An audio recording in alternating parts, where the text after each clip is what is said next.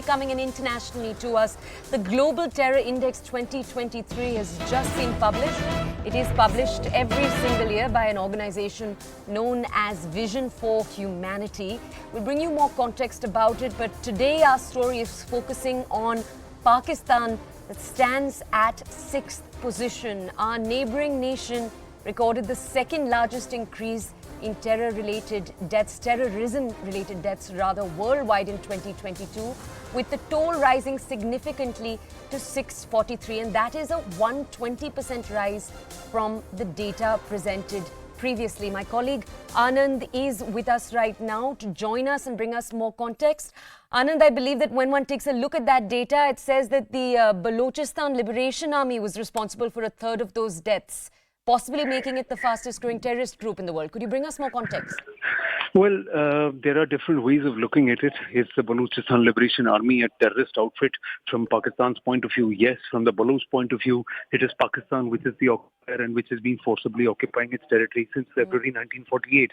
So much so that nearly 5,000 days there are Baloch people who've been protesting non-stop at Quetta, in Karachi, in Lahore and in Islamabad.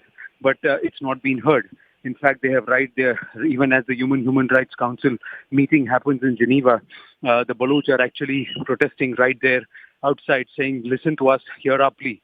But the BLA has been branded a terrorist outfit. Ironically, what's happening is that Pakistan ranks above Afghanistan in terms of terrorist activities and deaths due to terror activities.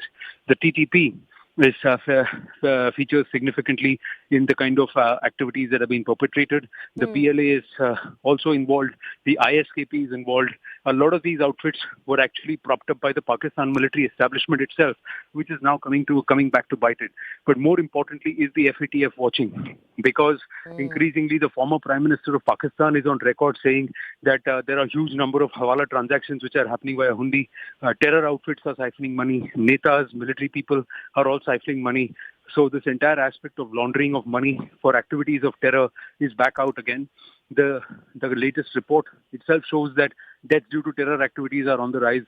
So are the watchdogs going to come back and clamp down further on Pakistan? And is it going to find itself slipping back into the grey list is another question. The other aspect is that there is no good terrorism, bad terrorism. Terrorism is bad, and for Pakistan to form such outfits on their own home soil, it's coming back to bite them. The other aspect is that the BLA now is working along with the SLA, that is the Sindhu Desh Liberation, SLF, Sindhu Desh Liberation Front, and those outfits who are now also asking for a separate Sindhu Desh, the province of Sindh. So both Sindh, Balochistan, and of course with the TTP getting active in Khyber Pakhtunkhwa in that region, there are 3 provinces who are up at arms right now. And we know what is happening in the Punjab province of Pakistan with respect to the chaos in Lahore. Thank you so much, Anand, for bringing us so much context. Let's go over now to Pratikrit Prem, the security expert. He's with us right now. Pratikrit, Anand was providing us perspective on 2 key points. First, the context of the Balochistan Liberation Army, how it fits into the country's history, and in particular, the increase in action we've seen from the group over the last 5 years. The other aspect we touched upon, though, was this larger question of the FATF. Our audiences will remember that the FATF, the Financial Action Task Force, had removed Pakistan from its grey list in October. Pratikrit, we talked about this development coming up for quite a while before it had happened. What does this new data possibly indicate, though? How should we look at it in the context of that?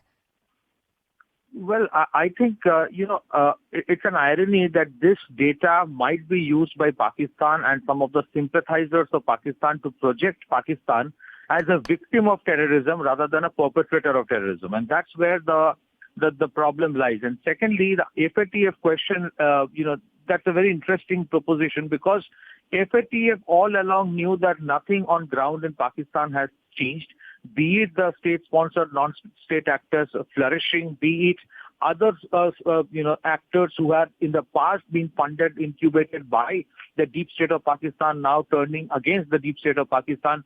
All these activities have been going on, and yet perhaps it is not because of issues related to FATF or not related to terrorism, but some other considerations perhaps because of which Pakistan was brought out of the grey list. And that's the reason also that terror activities have gone up. The other important issue is Afghanistan. The manner in which United States left Afghanistan, the manner in which it created a vacuum. Yeah, and Pakistan was jumping around thinking that now Afghanistan will be their strategic backyard, as they always fantasized it to be. The reality is that the vacuum in Afghanistan also played a key role in emboldening Tehrik-e-Taliban and doing what they are doing right now in terms of starting their attacks or strengthening their attacks against the deep state and the establishment of Pakistan, which is the Pakistan army. So overall, if you look at it, there are lessons that the world can draw in terms of what happens when a country becomes an incubator of terrorism and how eventually it comes back to bite that very country. There are also lessons for the sponsors of Pakistan, especially those countries from Middle East and Western Europe and United States, who have all along stood by Pakistan, trying to hide its dark activities. Today, those activities are coming to bite them back. Okay. And the third important thing is that we have to be very careful about what the situation over there is evolving. While we have nothing to do with it and we have nothing to, we will be happy. Yes. Thank you for bringing us that context. I'd also like to thank my colleague Anand for joining us a little while earlier. Let's move